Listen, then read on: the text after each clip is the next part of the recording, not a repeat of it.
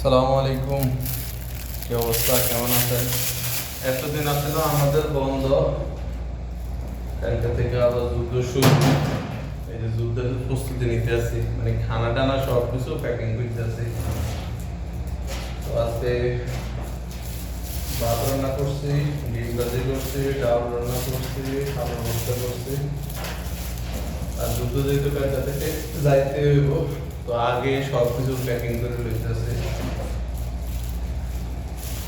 আমরা দেশে যদিও বড় লোক হই, কিন্তু বিদেশের বাড়িতে গরিব, দেখেন প্রোটিনটা বাঁচতাম লাগে। আসলে খানা বানানোটা যতটা সহজ, কিন্তু প্লেট গাড়া দিতে অতটা একদম পুরো আলসি লাগে। এখানে ডাউল রান্না করছি, এখানে ডিম ভাজি করছি, আলুর ভর্তা। কালকে যুদ্ধের প্রস্তুতির জন্য বাজারে প্যাকিং করে ফেলাইছি। ইনশাল্লাহ কালকে থেকে আমাদের ডিউটি শুরু।